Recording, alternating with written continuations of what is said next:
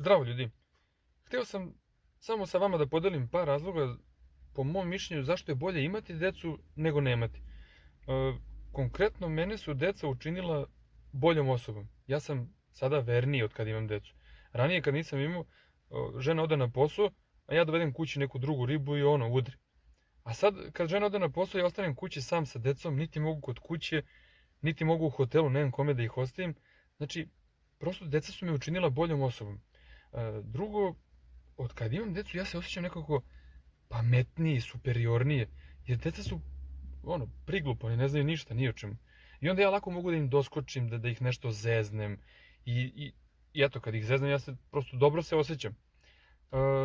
Treća stvar, deca deluju kao neki sunđeri za negativnu energiju, oni upijaju vašu negativnu energiju i pretvaraju u pozitivnu.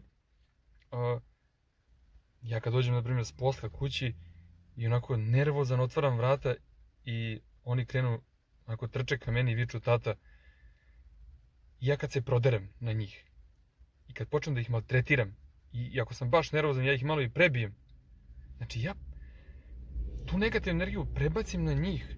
Meni odmah bude nekako lakše, bolje se osjećam, a njima je to ništa, oni su mladi, za sat, dva oni to zaborave i to je to. I imao sam, pre nego što sam dobio decu, imao sam problem sa spavanjem.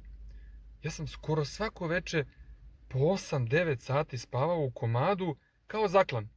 Znači, mene je mogao da opljačka ko je hteo da me iznese sa krevetom. Ali su mi klinci to rešili.